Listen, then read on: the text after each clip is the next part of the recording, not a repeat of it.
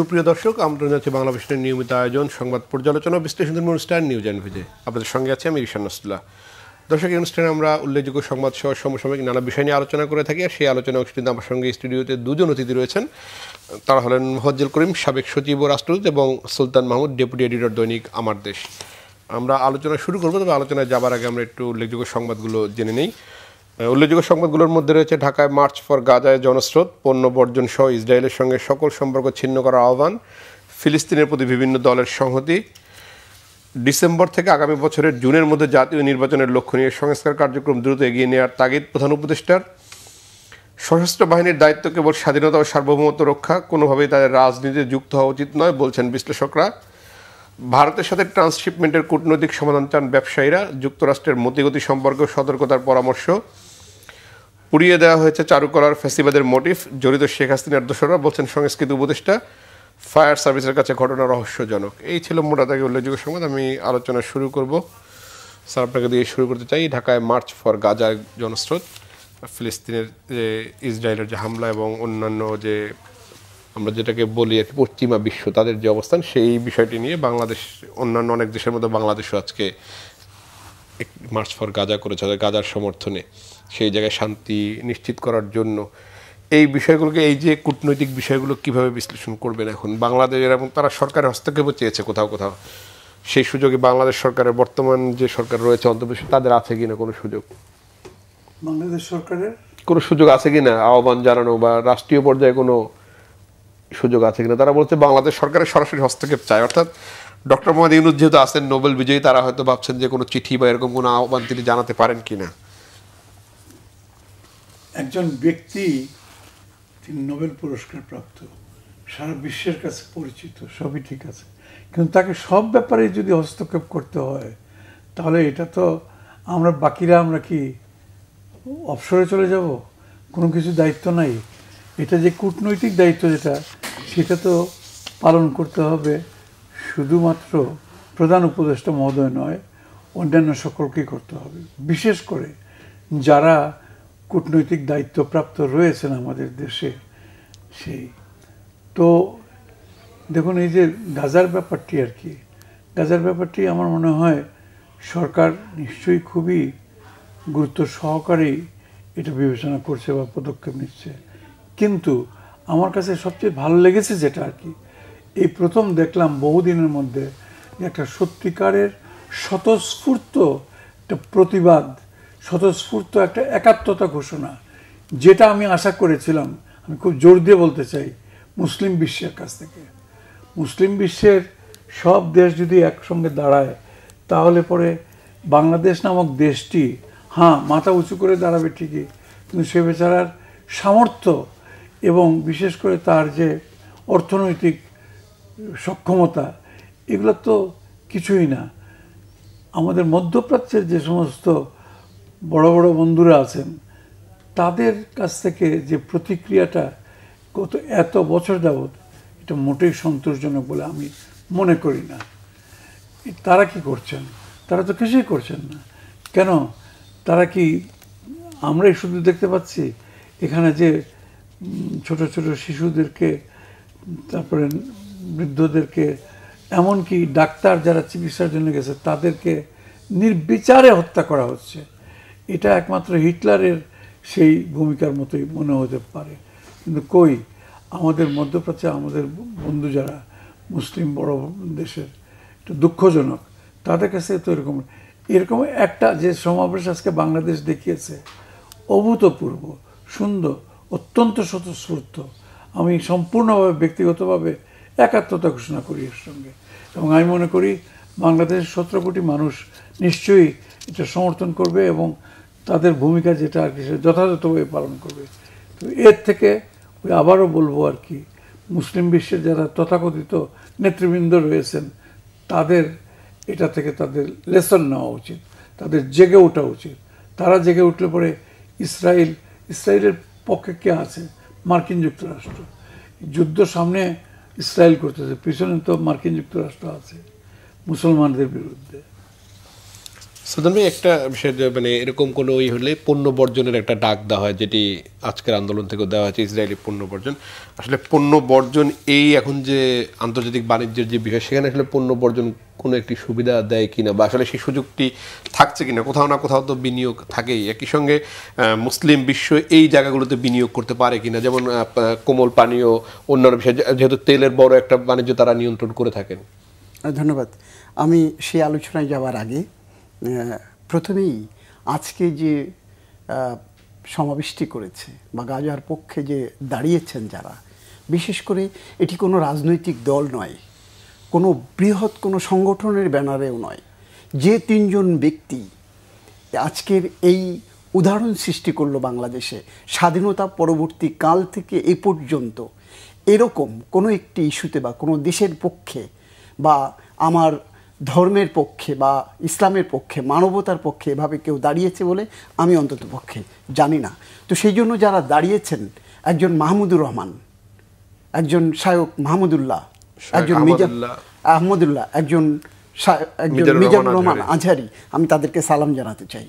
এবং বাংলাদেশ, যেটি স্যার বলেছেন যে বিশ্বের দেশগুলো বা মুসলিম উম্মাহ, আমি অত দূরে না গিয়ে প্রথমেই বলতে চাই এই উদ্যোগটি বাংলাদেশের যারা রাজনৈতিক দল, বিশেষ করে বাংলাদেশের যারা ধর্ম নিয়ে রাজনীতি করে, ধর্ম কেন্দ্রিক রাজনীতি করে, ধর্মের লেবাসে যারা রাজনীতি করে, তারা সবার আগে নেমে আসার কথা ছিল। সেই দলগুলো কি করেছেন? কিছুই করতে পারেন নাই।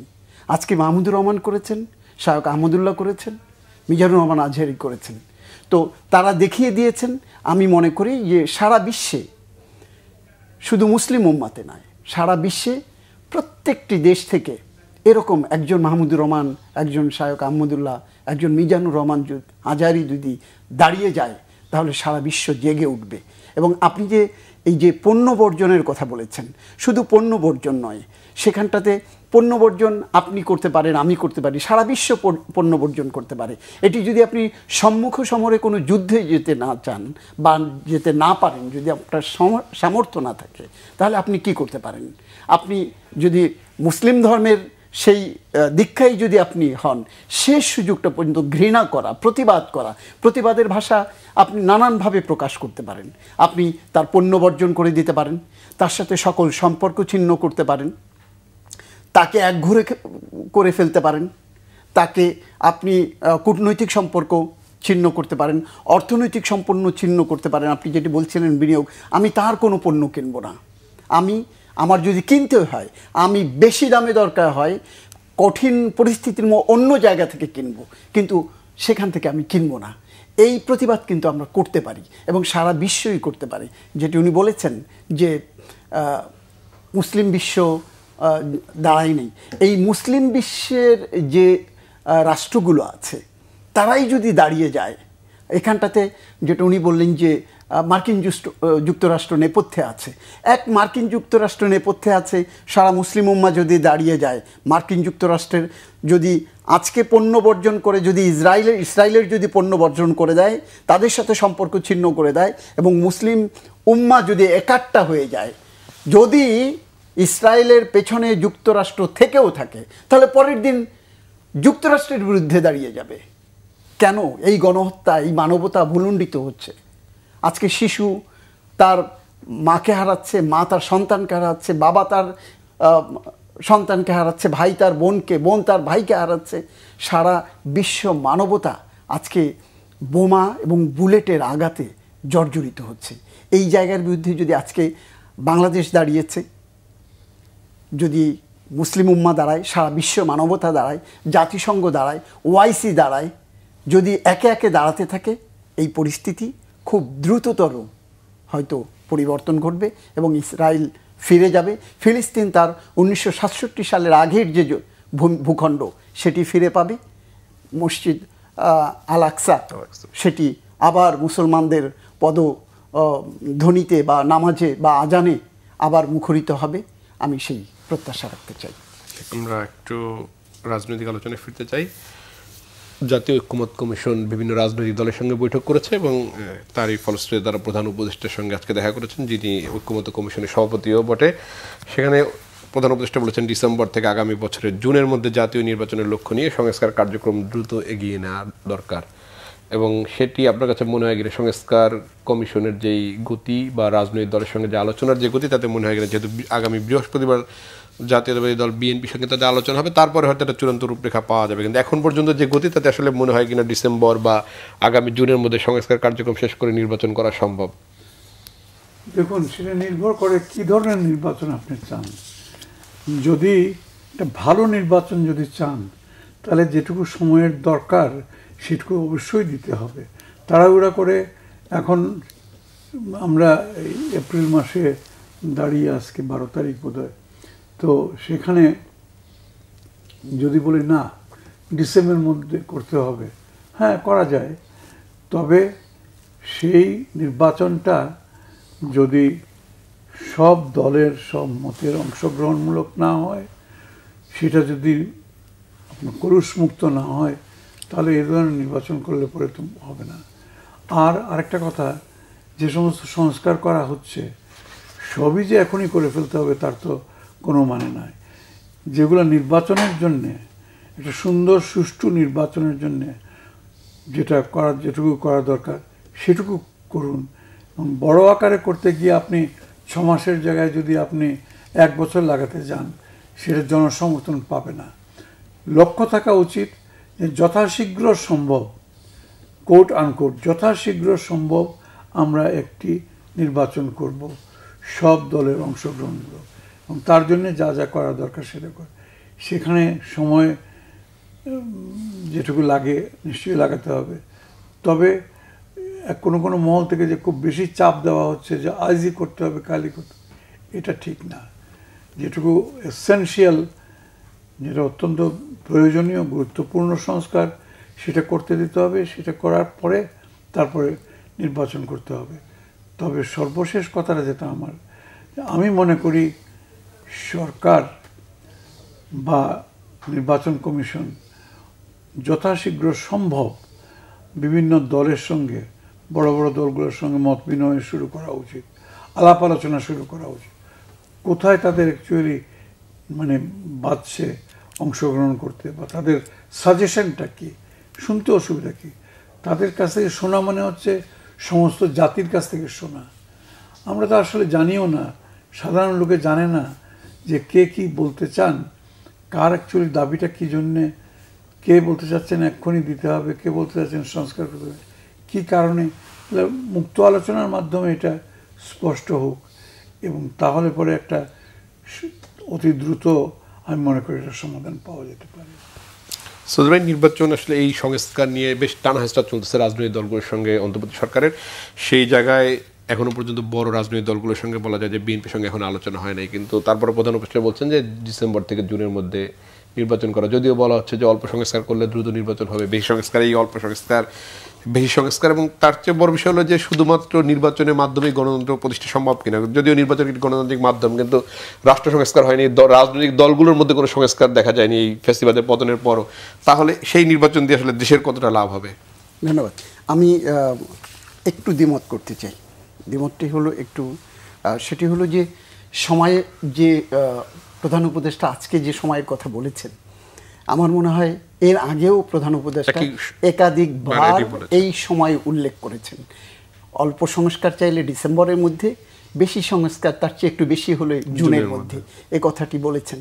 শুধু প্রধান উপদেষ্টা নন, এই উপদেষ্টা পরিষদের অন্যতম সদস্য প্রফেসর ওয়াহিদুদ্দিন মাহমুদ সবার আগে এই তথ্যটা দিয়েছেন যে ডিসেম্বরের মধ্যে দ্রুত আমরা নির্বাচন করে যেতে চাই। সেটি নিয়ে সরকারের একটি উইং থেকে আবার বিরোধিতাও করা হয়েছিল, কিন্তু ঘুরে ফিরে কিন্তু ডিসেম্বর বা জুনের মধ্যে আছে।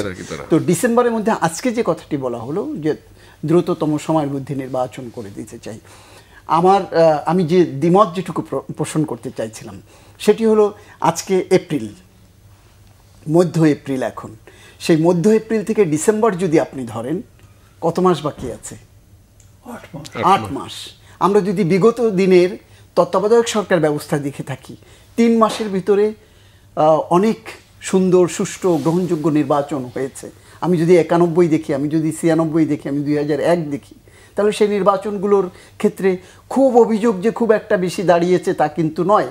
একটা অভিযোগ ছিল, সেটি হলো যে দল হেরেছে সেই দল কখনো বলেছে স্থূল কারচুপি হয়েছে, কেউ বলেছে সূক্ষ্ম কারচুপি হয়েছে, কিন্তু সেটি হাওয়ায় মিলিয়ে গেছে। তো সেই জায়গা থেকে আমি বলবো যে সরকার যদি আন্তরিক হয়, সরকার যদি চায়, তাহলে ডিসেম্বরের মধ্যে সুষ্ঠু গ্রহণযোগ্য সকল দলের অংশগ্রহণ, কোট আনকোট সকল দলের অংশগ্রহণ, এখন এই সকল দলের মধ্যে পতিত দলকেও কিভাবে কে চায় সেটি বিবেচনার বিষয়, সেটি রাজনৈতিক আলোচনা, রাজনৈতিক সিদ্ধান্তের ব্যাপার। তো আমার মনে হয় যে যথেষ্ট সময় আছে, ডিসেম্বর পর্যন্ত সরকার চাইলেই সম্ভব। আরেকটি ইতিবাচক জায়গা হলো এখানটাতে, নির্বাচন কমিশন কিন্তু ইতোমধ্যেই বলেছে যে তারা নির্বাচন করবার জন্য প্রস্তুত, এবং আমরা কিন্তু নির্বাচনী কর্মযজ্ঞ যেটি নির্বাচন কমিশনের, সেটি কিন্তু সেই পথে তারা হাঁটছে, আমরা দেখতে পাচ্ছি। একটি রোডম্যাপ কিন্তু তারা ভেতরে ভেতরে কাজ করছে রোডম্যাপ নিয়ে। এখন শুধুমাত্র তফসিল ঘোষণা করা বা এলাকা ডিমার্কেশন আমরা যেগুলোকে বলি সেটি করা। আর যেটি সংস্কারের কথা বলছিলেন, সংস্কার সরকারের ভেতর থেকে বলা হয়েছে সংস্কার একটি চলমান প্রক্রিয়া, এটি স্বল্পমেয়াদী, মধ্যমেয়াদী, দীর্ঘমেয়াদী, এবং স্বল্পমেয়াদী সংস্কারের মধ্য দিয়ে যদি নির্বাচন হয় তাহলে সরকারের পক্ষ থেকে আবারও বলা হয়েছে আমরা স্বল্পমেয়াদী সংস্কার করে দিয়ে ইলেকশন করব, এরপর ফুটপ্রিন্ট রেখে যাব, পরবর্তী যারা ক্ষমতায় আসবে তারা সেই সংস্কারের পথ বা সংস্কার বাস্তবায়ন করবে। এখন আপনি যেটি বলছিলেন যে রাজনৈতিক দলের সংস্কার বা রাষ্ট্র সংস্কার, দেখেন গত 15 বছরে দেশের রাষ্ট্র কাঠামোর প্রত্যেকটি স্তম্ভকে ভেঙে চুরে চুরমার করে দেওয়া হয়েছে। সেই জায়গায় সংস্কার অবশ্যই দরকার আছে। আপনি যদি বলেন ইলেকশন কমিশন বা ইলেকশন সুষ্ঠু করবার জন্য যে সংস্থাগুলোকে সংস্কারের আওতায় আনার দরকার, সে তার মধ্যে প্রধানতম সংস্কার নির্বাচন কমিশনে, এরপরে দরকার পুলিশে, এরপরে দরকার আমলাতন্ত্রে। কারণ আমলাতন্ত্র, নির্বাচন, একবার মাঠ প্রশাসন যদি আমি বলি, সেখানটাতে ব্যাপক পরিবর্তন করাটা অত্যাবশ্যকীয় হয়ে দাঁড়িয়েছে যদি নির্বাচনকে অর্থবহ গ্রহণযোগ্য করতে চান। তো এই জায়গাগুলো কিন্তু অ্যাট এ গ্লেন্স যদি বলেন সরকারের হাতে, সরকার যদি প্রপারলি অ্যাক্ট করে তাহলে সরকারের পক্ষে এটি ডিসেম্বরের মধ্যেই সমাধান সম্ভব। এবং রাজনৈতিক দলগুলোর মধ্যে যে সংস্কারের কথা বলেছেন বা যে কমিশনগুলো যে পরামর্শ দিয়েছে, তার মধ্যেও রাজনৈতিক দলগুলোর কোন কোন জায়গায় আপনি সংস্কার চাচ্ছেন সেটি এখনই, যেটি স্যার বলেছেন যে এই আলোচনা বিরতি নিয়ে সেই রাজনৈতিক সংস্কার নিয়ে। দর্শক, নিউজ অ্যান্ড ভিউজে নিচ্ছে ছোট্ট একটি বিরতি, আমাদের সঙ্গে থাকুন, ফিরবো কিছুক্ষণ পরেই।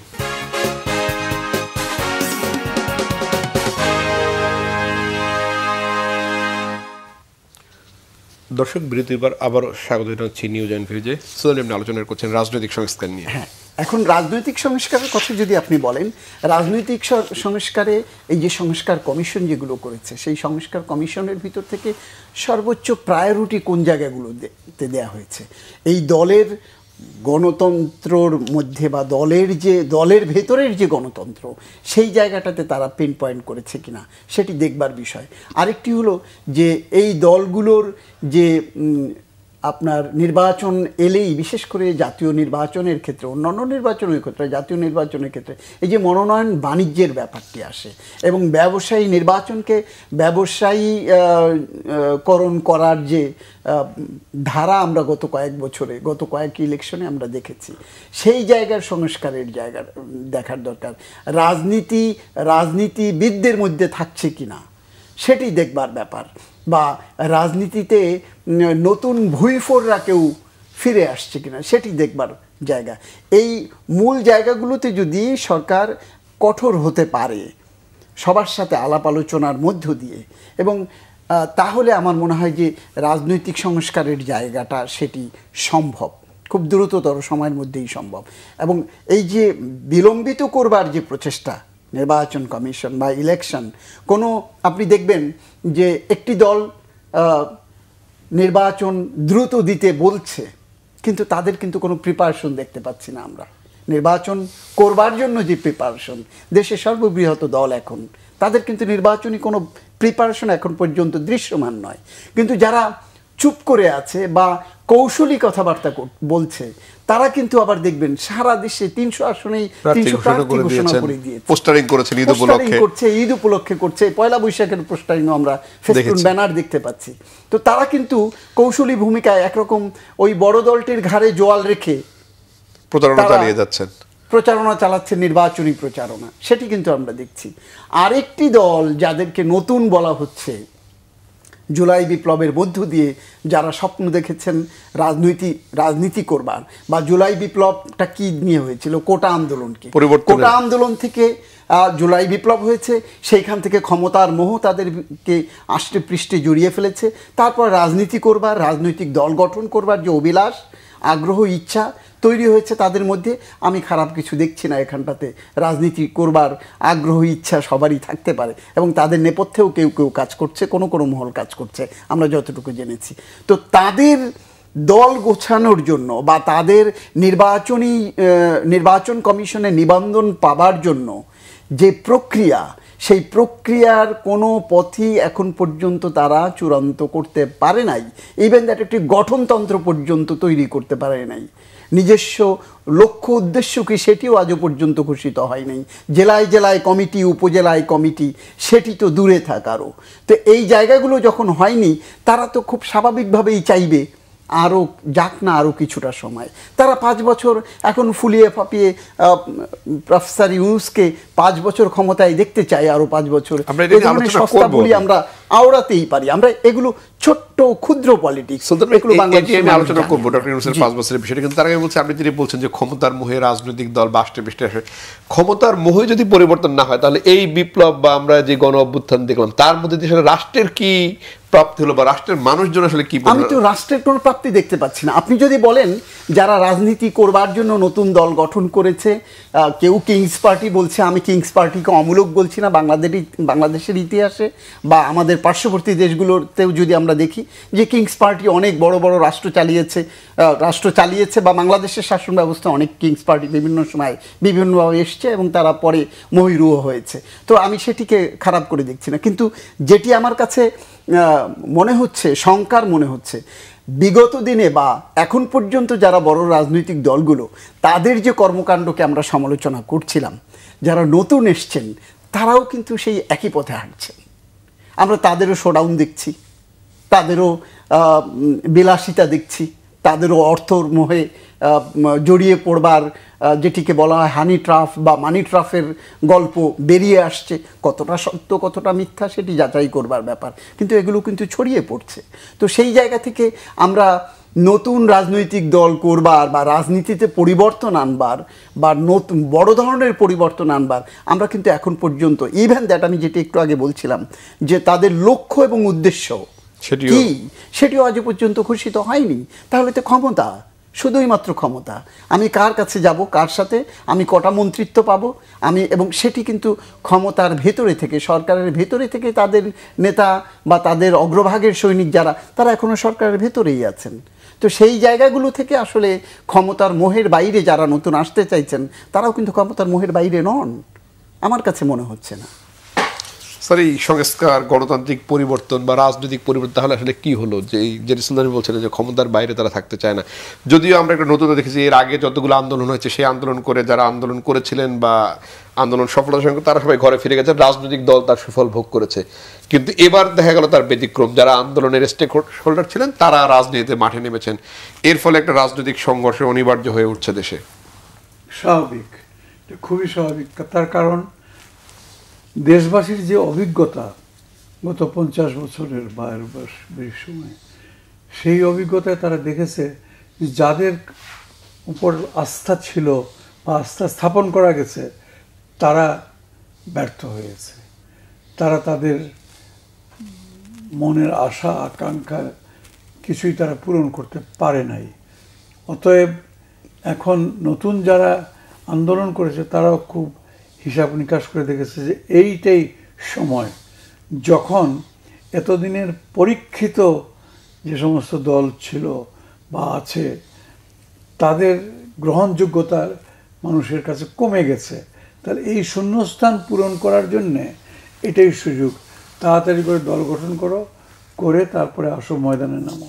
তো হ্যাঁ, যেটা উনি বলছেন ঠিকই, যে এটাও তো একটা প্রক্রিয়া আছে, প্রক্রিয়াটা শুরু করো, দৃশ্যমান করো, মানুষ দেখুক, মানুষ জানুক তোমরা কি চাচ্ছ। না তোমরাও কি সেই আগের মতো থুর বড়ি খাড়া বড়ি থুর প্রক্রিয়াতেই চালাবে নাকি।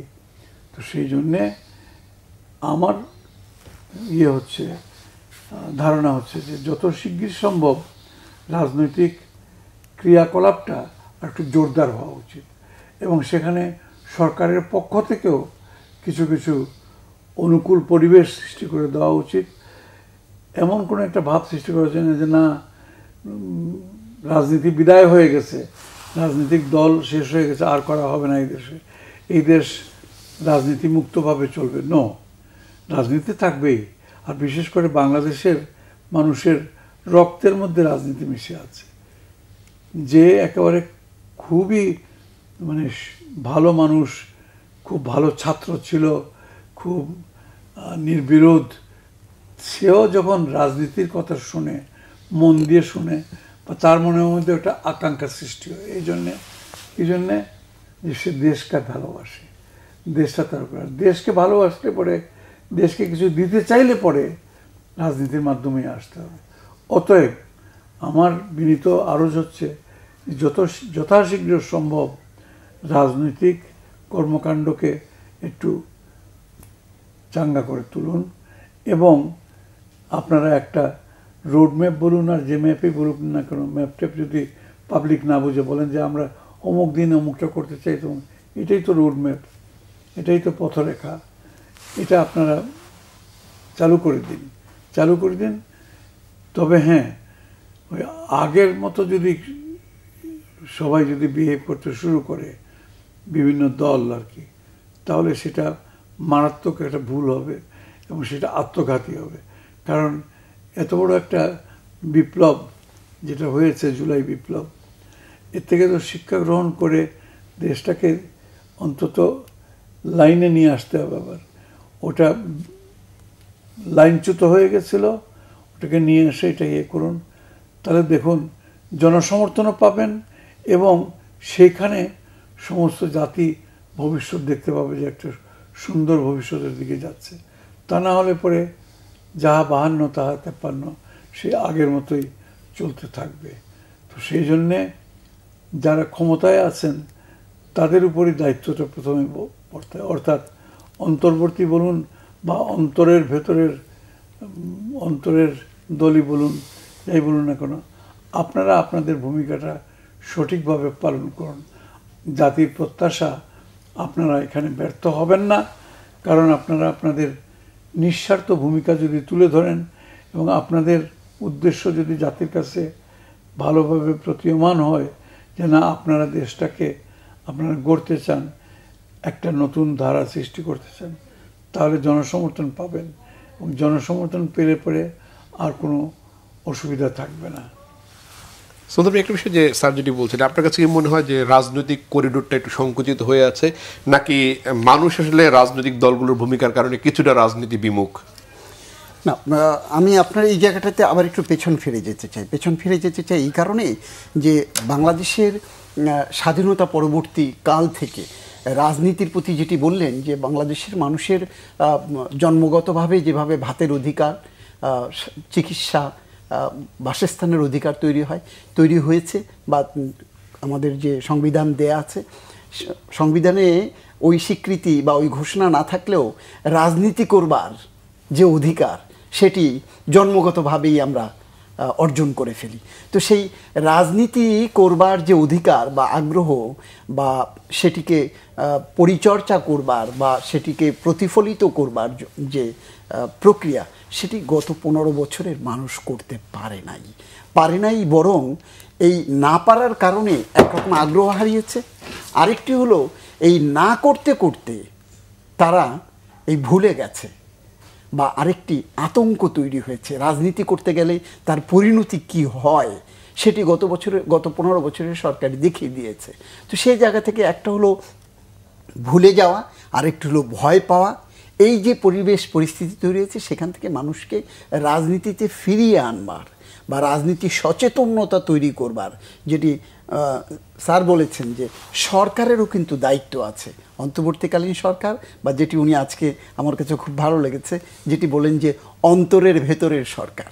তো সেই অন্তর্বর্তীকালীন সরকার বা অন্তরের ভেতরের সরকার, তারা কিন্তু এই যে যেমন সব কিছুকে জাগ্রত করেছে, জুলাই বিপ্লব যে দেখিয়ে দিয়েছে যে আমরা পারি, সেখানে সকল রাজনৈতিক দল, সাধারণ মানুষ, নারী, পুরুষ, শিশু সবাই যেমন ছিল, তেমনিভাবে রাজনীতিতে আবার জাগ্রত করবার জন্য এই সরকারের ভেতর থেকে সহযোগিতা করতে লাগবে। যারা যেখানে যে বিষয়গুলোকে নিয়ে অমীমাংসিত রয়েছে, সেই যাতে আবার কোনো বিশৃঙ্খলা না হয়, আবার যাতে কোনো হানাহানি মারামারি না হয়।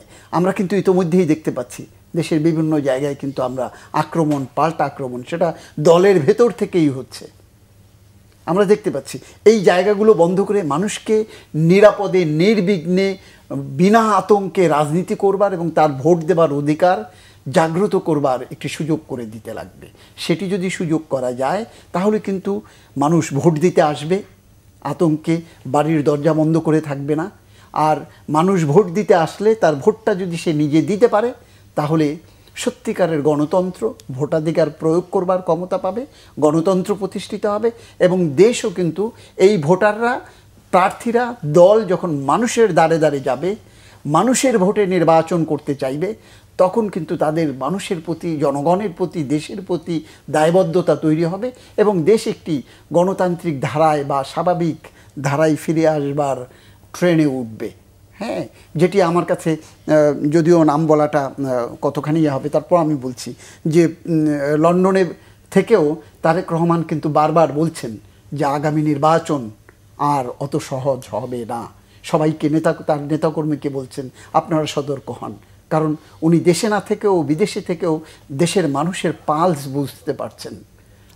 দলের নেতাকর্মীরা কি বুঝতে পারছেন? সেই জায়গাটাতেই আমি বলছি যে দলের নেতাকর্মীরা, এই নেতাকর্মীরা এখন তাদের দলের মধ্যে এখন কেউ কেউ বলছেন যে হাইব্রিড ঢুকে গেছে।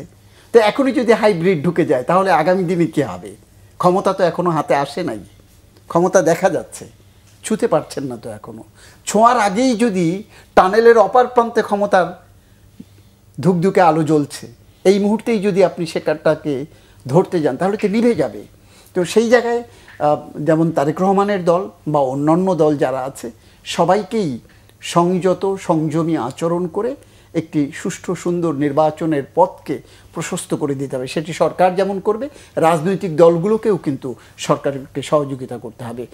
একে অপরের পরিপূরক হবে। এখানটাতে সরকার রাজনৈতিক দলের পক্ষে, রাজনৈতিক দল সরকারের পক্ষে, এই উভয়ে যদি লক্ষ্য উদ্দেশ্য এক হয় তাহলে সুষ্ঠু সুন্দর নির্বাচন হবে, দেশ আবার একটি গণতান্ত্রিক ধারায় ফিরে যাবে বলে আমি বিশ্বাস করি। বিরতির আগে একটু কথা বলছিলেন, যেটি হচ্ছে যে ডক্টর ইউনূসের 5 বছর থাকার একটা বিষয়টি হঠাৎ করে সামাজিক যোগাযোগ মাধ্যম বা বিভিন্ন দল থেকে আসছে। এটি আসলে কেন আনা, মানে এটি কি রাজনৈতিক দলগুলোকে কোণঠাসা করার কোনো কৌশল না অন্য কোনো বিষয়ের? আমার কাছে আমি যেটি আপনাকে বলতে চাই সেটি হলো যে এটি কোত্থেকে বেরিয়েছে? সামাজিক যোগাযোগ মাধ্যমে বেরিয়েছে। সামাজিক যোগাযোগ মাধ্যমের কি কোনো ভিত্তি আছে? এর কোনো নিয়ন্ত্রক আছে? এর কোনো যাচাই বাছাই আছে? কিছুই নেই, যে কেউ বলতে পারে। এখন যারা রাজনীতি, নির্বাচন পিছিয়ে চায় বা নিজেদেরকে রুষ্টপুষ্ট বুঝবার, গোছাবার বা এগিয়ে নেবার জন্য অনেক সময় চায়, তাদের ভিতর থেকেও হতে পারে যে ঠিক আছে, উনি থাকুক, উনি তো আমাদের অন্তরের মানুষ, তো উনি অন্তরেই লালিত হোক, আমাদেরকে অন্তরে রাখুক, আমরা অভ্যন্তরে কাজ করি, কাজ করতে করতে ওনাকে কিছুটা সময় দেই। আর এর মাঝখানে একটা ট্রাম্প কার্ডও ছুড়ে দিলাম, একটা ট্রাম্প কার্ড ছুড়ে দিলাম যে না, আমরা তো আপনাকে চাই। একটা সস্তা রাজনীতি বাংলাদেশের প্রেক্ষাপটে যেটি হয়, সেরকম একটি ট্রাম্প কার্ডও ছুড়ে দেওয়া হতে পারে। তবে মূলধারা রাজনৈতিক দলগুলো যারা, আমি বলি যে যারা গণতন্ত্র চায়, যারা সুশাসন চায়, যারা জনগণের অধিকার চায়, সাধারণ মানুষের ভাতের অধিকার, কাজের অধিকার চায়, তাদের পক্ষে এই ধরনের অগণতান্ত্রিক কথা শোভন নয়। শোভন নয় কেন? রাজনৈতিক দল হিসেবে গত 15 বছরে বা পরপর 2টি নির্বাচন বা 3টি নির্বাচনে যারা অংশ নিতে পারে নাই, আজকে যার বয়স 35, তিনি আজ পর্যন্ত ভোটার হয়েছেন, ভোট কেন্দ্রে যেতে পারেনি, সেই যুবকরা কিন্তু মুখিয়ে আছেন তার ভোটাধিকার প্রয়োগ করবার জন্য। আর যারা রাজনীতি করেন, তারা রাজনীতি করেন ভোটের অধিকার ভেতরে কি আছে, সামনে তো তাদের ভোটের অধিকার, গণতান্ত্রিক অধিকার, রাজনৈতিক অধিকার, সেগুলোকে প্রতিষ্ঠা করবার জন্য। তো একটি রাজনৈতিক দল নির্বাচন চাইবে, এটিই স্বাভাবিক। যদি নির্বাচন কেউ না চায়, সেটিও অস্বাভাবিক। গণতান্ত্রিক দল হিসাবে জনগণের আশা আকাঙ্ক্ষার প্রতিফলন ঘটানোর জন্য ভোট দেবার ব্যবস্থা করে দেবেন, ও একটি রাজনৈতিক দলের মূল এবং প্রধানতম লক্ষ্যই হওয়া উচিত। গত 15 বছরের যে ধারাবাহিকতা বা যে আমরা যে কঠিন চিত্র আমরা দেখেছি, সেই প্রেক্ষাপটে কত দ্রুত মানুষের অধিকার প্রয়োগ করবার সুযোগ করে দিতে পারবে, সেই কথা বলবে একটি রাজনৈতিক দল, সেটি রাজনৈতিক দল তো প্রত্যেকটি রাজনৈতিক দল নির্বাচন চায়, কিন্তু মূল কথা হলো যে এই যে ফ্যাসিবাদের বিচার এবং একই সঙ্গে রাজনৈতিক সংস্কার, এটি করে তারা নির্বাচন চাচ্ছে। সংস্কারের আমি যেটু একটু আগেই বলেছি, সংস্কার একটি চলমান প্রক্রিয়া। আপনি কত কালের সংস্কার চাচ্ছেন? যে কমিশনগুলো 16টি বা 15টি কমিশন যে সংস্কার প্রস্তাবগুলো করেছে, সেটি বাংলাদেশের ক্ষেত্রে বাস্তবায়নের জন্য কত মাস না, কত বছর না, যুগ লাগবে। যদি এই যে ধারায় চলছে গণতন্ত্র বা সংস্কার, বা এই সরকারও যে ধারায় চলছে, তাতে কত বছর লাগবে? কোনো মাপকাঠি কি আছে? কিন্তু কমিটমেন্ট থাকতে হবে রাজনৈতিক দলগুলোর। সেই কমিটমেন্ট তো এই সরকার করে যেতে পারে, ঘোষণা রেখে যেতে পারে, যেটি সরকারের ভেতর থেকে বলা হয়েছে যে আমরা স্বল্পমেয়াদী সংস্কার করে আমরা ফুটপ্রিন্ট রেখে যাব। আগামী সরকার যারা নির্বাচনী ক্ষমতায় আসবে, এবং দেখেন অনেকগুলো বিষয় আছে, আইন পরিবর্তন করবার ব্যাপার আছে, আইন পরিবর্তন না হলে অনেকগুলো বিষয় আছে, সেটি নির্বাচিত সংসদ ছাড়া আপনি শুধুমাত্র রাষ্ট্রীয় ঘোষণার মধ্য দিয়ে এসআরও জারির বা কোনো কি বলে নির্বাহী আদেশের মাধ্যমে আপনি কতদিন চালাবেন? যে দেশটার মানুষ প্রতিটি কথায় কথায় গঠনতন্ত্র, সংবিধানের কথা বলে। আমরা যদি পাশ্চাত্যের দেশগুলোতে দেখি, তাদের সংবিধানের চেয়ে তাদের প্র্যাকটিস, তাদের কনভেনশন বেশি, আর আমাদের হলো সব কিছু গণতন্ত্রের সংবিধানের মধ্যে থাকতে লাগবে। একটু আগে যেটি বলছিলেন যে উনি যেটি বলছিলেন যে সব কি ডক্টর ইউনূসের উপরে দায় পড়ে, এটি কেন এসছে? এই কথাটি এসছে গত 15 বছরে যিনি সরকারের প্রধান ছিলেন, পদ্মা সেতু দিয়ে মোটরসাইকেল চলবে কি চলবে না, সেই সিদ্ধান্তটিও তাকে দিতে হয়েছে। এরকম প্রত্যেকটি পদে পদে এককেন্দ্রিক সিদ্ধান্তের অপেক্ষার কারণে আজকে গাজার বিষয়েও প্রফেসর ইউনূস কি সিদ্ধান্ত দেবেন, উনি নোবেল লরিয়েট, ওনাকেই সিদ্ধান্ত দেবে, এই আশা জেগেছে মানুষের মধ্যে, এই প্রত্যাশা জেগেছে। তো স্বাভাবিক কারণেই আমি বলবো যে যেভাবে সংস্কারের কথা বলা হচ্ছে, সংস্কার চলতে থাকবে। এর মধ্য দিয়েই মানুষ কোন দল সংস্কার করছে বা করছে না, সেটি মানুষ দেখবে, দেখে মানুষ ভোট দেবে। যদি ভোটের অধিকারটা আপনি সুনিশ্চিত করতে পারেন, তাহলে মানুষ কিন্তু অনেক সচেতন। মানুষ গত 15 বছরে ধুকে ধুকে ঠেকেছে, ঠেকে ঠেকে শিখেছে, অনেক কিছু শিখেছে। সেই জায়গা থেকে তারা সিদ্ধান্ত নিতে যে মোটেও ভুল করবেন না, সেই শঙ্কা কিন্তু একটি দলের ভারপ্রাপ্ত চেয়ারম্যান নিজে বারবার প্রকাশ করছেন। তো ভীতি কিন্তু তাদের মধ্যেও আছে, তাদের মধ্যেও ভীতি আছে। অতএব সবারই সচেতন এবং সজাগ হওয়ার ব্যাপার আছে। এবং সেই জন্য আমি মনে করি যে নির্বাচন, এই ঠুনকো অজুহাতে নির্বাচন বিলম্বিত করবার কোনো যদি কেউ স্বপ্ন দেখে, তাহলে কিন্তু দেশ বিপদের মুখে পড়তে পারে। স্যার, নির্বাচন বিলম্বিত হলো না, যথাসময়ে নির্বাচন হলো, অর্থাৎ প্রধান উপদেষ্টার ঘোষিত টাইম লাইনের মধ্যে যদি নির্বাচন হয়, সেক্ষেত্রে সুলতান ভাই যেটি বলছিলেন যে একটি দলের যে প্রস্তুতি, সেটি আসলে যথেষ্ট নয় বলে তার কাছে মনে হয়। আপনার কাছে কি মনে হয়? যদিও সেই দলটির প্রধান লন্ডনে বসে বলছেন দলীয় নেতাদের প্রস্তুত থাকতে, নানান বিষয়ে তিনি দিচ্ছেন যে জনগণের পাস বোঝার জন্য, দৃষ্টিভঙ্গি বোঝার জন্য, সেই দলটি আসলে সেই পথে হাঁটছে কিনা? দুঃখিত, সরি, আমরা বাংলাদেশের থেকে বাংলাদেশের মানুষ কি চাচ্ছে, 17 কোটি মানুষ, সেটা বুঝতে পারছি না। কিন্তু লন্ডন থেকে তারেক রহমান যেটা বলছেন, তিনি ঠিকই বুঝেছেন। কারণ তিনি এই দেশের সন্তান, এই দেশের মানুষের সঙ্গে তিনি রাজনীতি করছেন বা এ করছেন, কিন্তু তিনি ঠিকই ধরতে পেরেছেন দেশের মানুষ যা চায় সেটা হচ্ছে, গত 15-20 বছর তাদের বড় কষ্টে গেছে, তাদের অতি একটা স্বপ্নের জিনিস ছিল একটা নির্বাচন, সুন্দর সুষ্ঠু নির্বাচন। আমার মাঝে মাঝে খুব খারাপ লাগে যে আমাদের লজ্জিত হওয়া উচিত। আমরা এতদিন স্বাধীন হয়েছি, স্বাধীনতার 50 বছর পরে আমরা এখন পর্যন্ত একটা নির্বাচন দিতে পারি না এই দেশে, সত্যি কথা বলতে। মানুষের কাছে সবচেয়ে গ্রহণযোগ্য আনন্দমুখর সেই নির্বাচন। এটা কিরকম কথা? এত কিছু করতে পারি, ক্ষমতায় আরোহণ করতে পারি, দেশ শাসন করতে পারি, হ্যাঁ, দেশ কে বিশ্বের দরবারে নিয়ে যাওয়ার জন্য এত কিছু করছি টরছি ইত্যাদি, কিন্তু ঘরের ভেতরে নিজেরা একটা নির্বাচন করতে পারি না। এর চেয়ে বড় লজ্জার বিষয় আর কিছু নয়। হ্যাঁ, করেছি 14 সালের নির্বাচন, ওই 18 সালের নির্বাচন, 24 সালের নির্বাচন, এগুলো করেছি ঠিকই, এবং এগুলো করে আমরা জনগণের মনের মধ্যে একটা তীব্র ক্ষোভের সৃষ্টি করেছি, আর কিছু না। যে হায় রে, বয়স আমার যখন 18 হবে তখন একটা ভোট দেব, আমার দলকে দেব বা আমার প্রার্থীকে দেব, সেই আকাঙ্ক্ষাটার প্রতিফলন হলো না। এটা এখনো কেন হবে না? নিশ্চয়ই হবে। তার কারণ আমরা যদি সঠিকভাবে, সেটা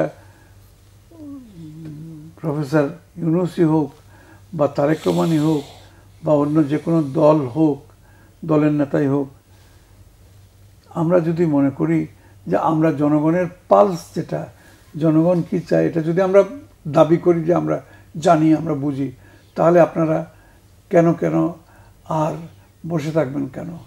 আপনারা তো জানেন জনগণ চায় সুষ্ঠু নির্বাচন, সংস্কার ইত্যাদি। তো হচ্ছে গিয়ে কিসের জন্য? নির্বাচনের জন্য। তো আচ্ছা, সংস্কারটা ঠিক আছে, একেবারে মিনিমাম যেটুকু না করলে না হয়, না করলে আবার আগের মতো হয়ে যাওয়ার আশঙ্কা আছে, সেটা করুন, ঠিক আছে। এবং এই একটা কথা আমি একটু জোর দিয়ে বলতেছি, কারণ আমার সারা জীবন ওই দিকেই ছিলাম। আপনি একটা ভালো প্রশাসন গড়ে তুলুন। এটা গড়তে গেলে পরে আপনাকে এখন থেকেই, কারণ প্রশাসন হচ্ছে গিয়ে সবচেয়ে বড় শক্তি ভালো নির্বাচন করার জন্য, সুষ্ঠু নির্বাচন করার জন্য। প্রশাসন যদি ত্রুটিপূর্ণ হয়, দুর্গন্ধযুক্ত হয়, প্রশাসন যদি মানে যে কোনো ব্যাপারে যদি প্রলুব্ধ হয়, বা যদি তাদের মধ্যে যদি কোনো দলীয়করণের ব্যাপার স্যাপার থাকে, তাহলে ভালো নির্বাচন কিছুতেই হবে না। আপনার সেদিকে মন দিন, প্রশাসনকে মজবুত করে গড়ে তুলুন, আর আপনি নিজে আগে ঠিকঠাক করুন যে হ্যাঁ, নির্বাচন দিয়ে দেব, কাম হোয়াট মে, যাই হোক না কেন নির্বাচন দিব। কারণ দেশের 17 কোটি মানুষ নির্বাচন চায়। যেটা উনি বললেন যে মানে 35 বছর বয়স হয়েছে, 18 থেকে গত 18-17 বছর যাবৎ তার আকাঙ্ক্ষা, যেটা দুর্মর আকাঙ্ক্ষাটা মনের মধ্যে খালি উত্তোলপাড় করছে, তাকে প্রশমিত করার জন্যে, তাকে সন্তুষ্ট করার জন্যে নির্বাচনটা আপনাকে দিতে হবে। এবং নির্বাচন দিতে হলে আপনি একটা ভালো প্রশাসন নিন, এবং আপনার মনের মধ্যে কোনো রকমের কোনো দলীয় কোনো কিছু না রেখে একটা সবসময় একটা নিরপেক্ষ, সুন্দর, সর্বজন গ্রাহ্য একটা নির্বাচন দেওয়ার জন্য ব্যবস্থা নিন। দেশের লোক সমর্থন করবে। সুলতান ভাই, ভারতের সাথে ট্রান্সশিপমেন্টের কূটনৈতিক সমাধান আসলে সম্ভব কিনা? আরেকটি হচ্ছে যে যুক্তরাষ্ট্রের বিষয়টিও তো আসলে রয়েছে, যে শুল্ক যদিও প্রধান উপদেষ্টা ডক্টর মোহাম্মদ ইউনূসের চিঠির পরে সেটি 90 দিনের জন্য স্থগিত করা হয়েছে, কিন্তু আসলে এটি আমরা বলতে পারি যে নিকট ভবিষ্যতে এটি বাংলাদেশের বাণিজ্যের ক্ষেত্রে যথেষ্ট হুমকি স্বরূপ হবে। সেই জায়গাগুলোতে কি করণীয় আছে সরকারের? ধন্যবাদ। আপনি যেটি ট্রান্সশিপমেন্টের কথা বললেন, দেখবেন যে মার্কিন যুক্তরাষ্ট্র যখন থেকে মানে নতুন করে আবার শুল্ক বাড়িয়ে দিল, বা একরকম শুল্ক শুধু বাংলাদেশের না, সবার জন্য যে শুল্ক যে পরিমাণে, যে হারে বাড়িয়েছে শুল্ক, এটিতে বাংলাদেশের যে ক্ষতি হবে, বাংলাদেশের যারা প্রতিযোগী দেশগুলো, তাদের উপরেও কিন্তু এই শুল্ক বাড়িয়েছে। এখন প্রেক্ষাপট হলো বাংলাদেশের যে বাণিজ্য, সেই বাণিজ্যের একটি বড় অংশ জুড়ে আছে হলো তৈরি পোশাক শিল্প, এবং তৈরি পোশাকের বড় চালান যায় কিন্তু পাশ্চাত্যের দেশ, বিশেষ করে আমেরিকাতেই। তো সেখানটাতে বাণিজ্য বাধাগ্রস্ত হবে, এটি কিন্তু বলছে কারা? এই বলাটি কিন্তু তৈরি পোশাক শিল্প খাতের মূল আতঙ্ক, আশঙ্কা, যা কিছু বলেন সেটি কিন্তু তৈরি পোশাক শিল্প। তাদের সবসময় মানে শ্রমিকদের বেতন বাড়াতে গেলে তাদের সমস্যা হয়, ফ্যাক্টরি বন্ধ করে। আমি সেই জন্য বলছি যে তাদের কিন্তু এই আকাঙ্ক্ষা, তারা কোনো কিছু হলেই এই গেল বলে শোর তুলে ফেলেন। হ্যাঁ, তো সেই জায়গা থেকে সেখানটাতে যেমন এই আতঙ্কের কথা বলা হচ্ছে, আবার একইভাবে এই যে ট্রান্সশিপমেন্টের কথা বলা হচ্ছে, এই ট্রান্সশিপমেন্ট কোন সাল থেকে শুরু হলো, বাংলাদেশে কার্যকর হলো কবে থেকে? 5 বছর তার হয়েছে আগে মাত্র। কোথায় 5 বছর? ইফেক্টিভ হয়েছে 2020 থেকে, 2020 থেকে এফেক্টিভ হয়েছে, 5 বছর তো এখনো হয়নি। তো সেখানটাতে আপনার এই ট্রান্সশিপমেন্টের মধ্য দিয়ে বাংলাদেশের কতটুকু এক্সপোর্ট হয়, আপনার টোটাল এক্সপোর্টের কত % এক্সপোর্ট হয় ট্রান্সশিপমেন্টের মধ্য দিয়ে? যদি আপনি স্পেসিফিক বলেন যেটুকু বাণিজ্য হয় সেটি কোথায়, সেটি হলো ভুটান, নেপাল, মিয়ানমার, এবং সেটি কি? মহিলাদের ইনার গার্মেন্টস, এর বাইরে তো আর কোনো কিছু না। তো সেটির পরিমাণ কত? হ্যাঁ, সেটি না হতে পারলে কি হবে? সেটি না হতে পারলে যেটি হবে, বাই এয়ারে যদি হয়, আমাদের এয়ার ফ্রেট বেশি, আমাদের পাঠানোর বা কার্গো বিমানের সংখ্যা কম, বা আমাদের এখানে জট লেগে যায়। তো এই যে এক্সপোর্টটা হয়, সেজন্য যে দেশের মাধ্যমে হয় সেটা লাভবান হচ্ছে, তারা লাভবান হচ্ছে।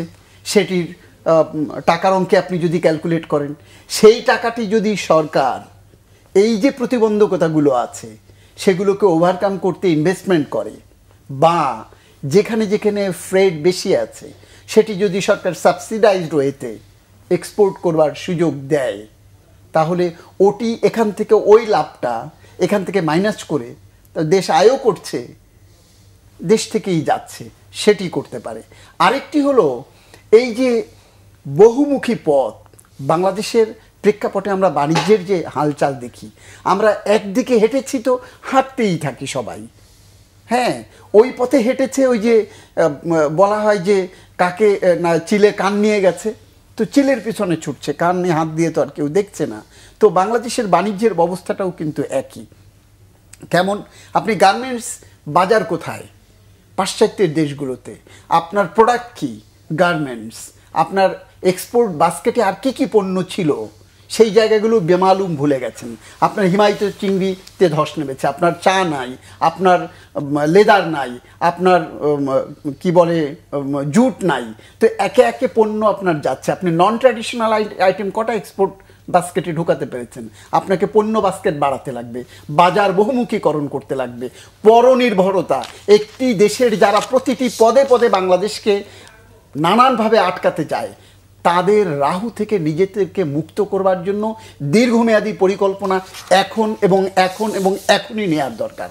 তাহলে আপনাকে ওই ট্রান্সশিপমেন্ট বা শুল্ক বাধা, এটি কারো বাধার মুখে আপনার বাণিজ্য বাধাগ্রস্ত হতে পারবে না। স্যার, আপনাকে আর সময় দিতে পারছি না বলে দুঃখিত। সৌদুল ভাই, আপনাকেও ধন্যবাদ। স্যার, আপনাকেও ধন্যবাদ। দর্শক, নিউজ অ্যান্ড ভিউজ থেকে আজকের মতো বিদায় নিচ্ছি। ভালো থাকবেন, সুস্থ থাকবেন, শুভরাত্রি।